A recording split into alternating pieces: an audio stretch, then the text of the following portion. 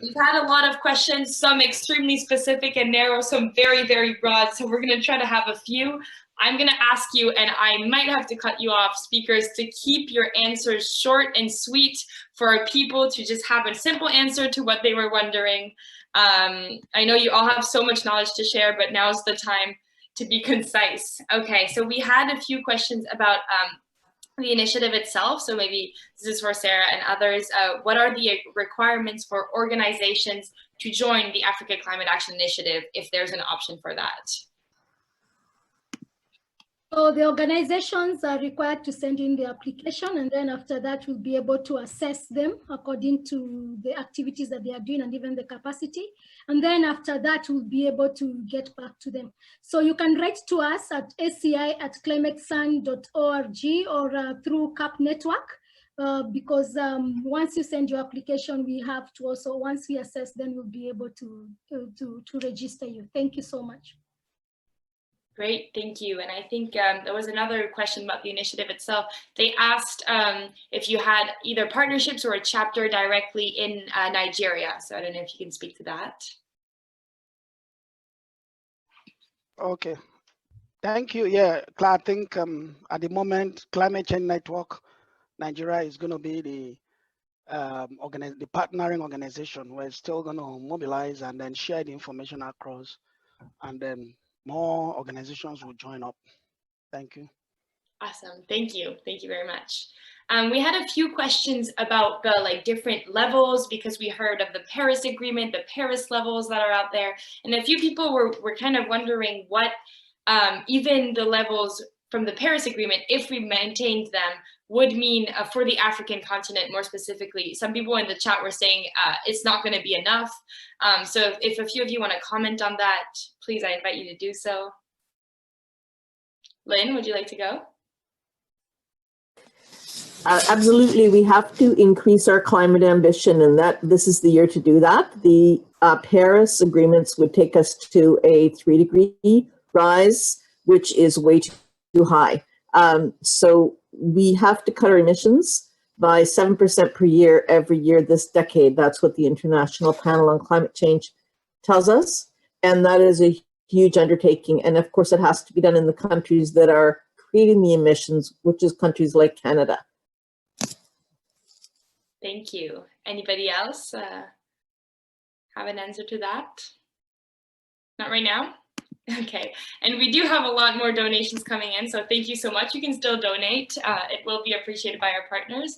One question that I like to ask every time, and it's short answers are appreciated, but what keeps you personally motivated? What makes you continue every time, despite all the information you know? What keeps you motivated? So I want to hear from each of you something short, but something that could maybe inspire our listeners right now.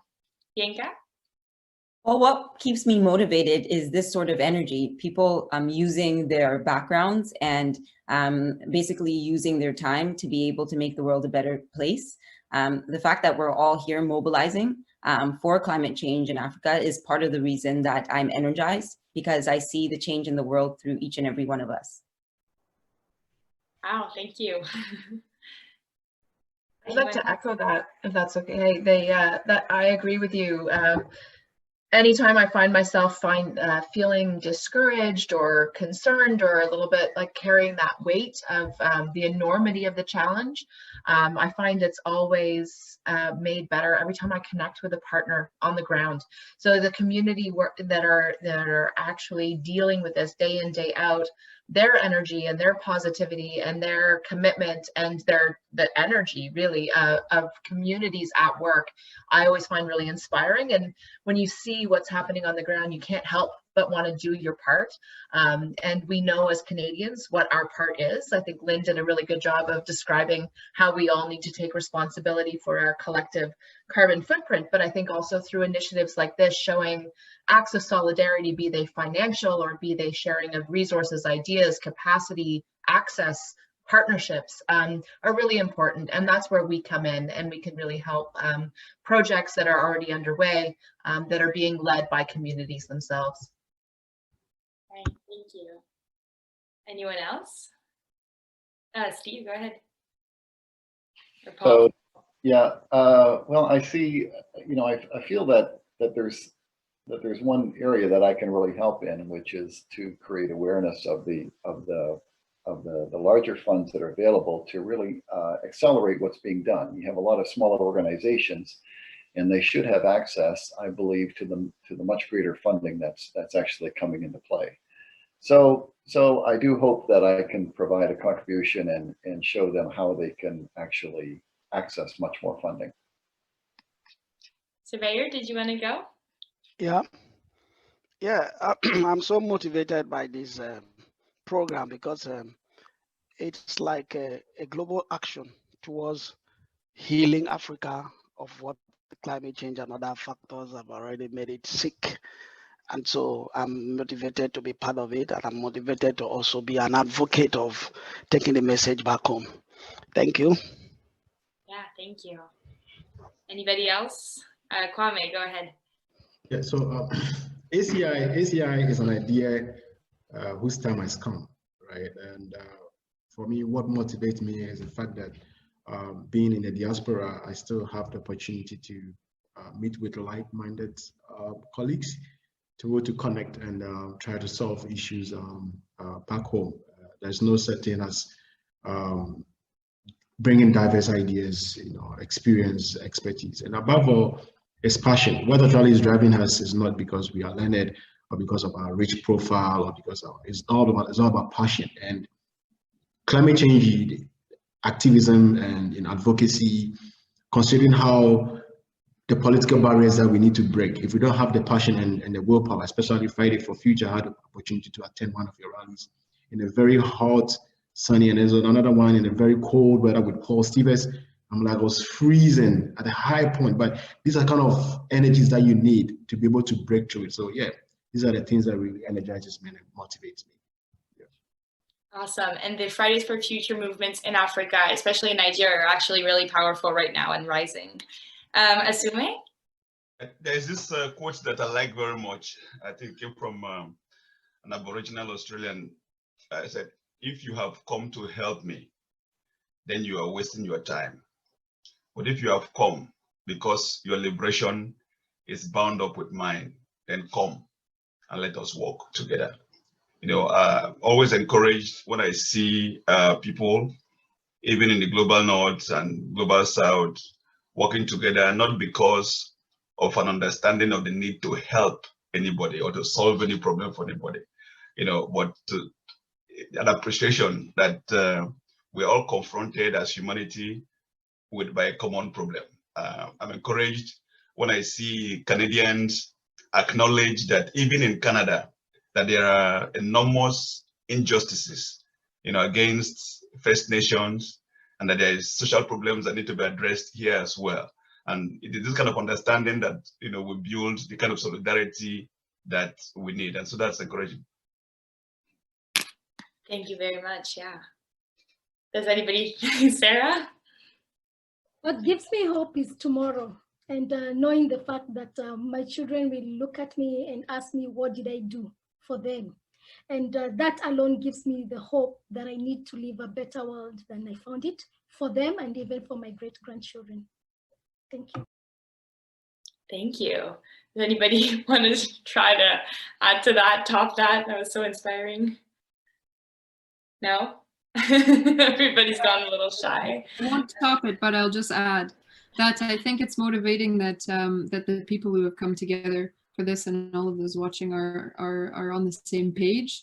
And I think focusing on solutions, that's what's motivating. So rather than focusing on the problem, focusing on solutions and trying to breathe more life into what's happening and give it the critical support that it needs. I think that's what the CAP network does well. And I think that's what this initiative and all of the people involved will do well. So I'm really, really happy to see this optimism and it's like a fuel for sure. Thank you. And Lynn? I'd really like to thank all our viewers tonight because you're part of the community now. We're all a community together. And to me, it's very exciting that this is happening because it's got to be grassroots to grassroots. So I'm grateful to CAP Network for taking on this initiative and giving it a home. And all our donors, people who contributed tonight, you've helped start something really special. So thank you to everyone, all the panelists and all our tech team as well. Yeah, thank you, Lynn. If I can add what keeps me motivated, it's also that every fraction of the degrees we reduce matters. And if you think, well, I can't solve it all, there's so many degrees that are already up there in the atmosphere, that's okay, because any fraction of a degree will reduce some suffering and will help some people, and that has to matter. But it also makes us really responsible. Like anything we decide not to take care of will also matter in a negative way. And that's something that fuels me a lot.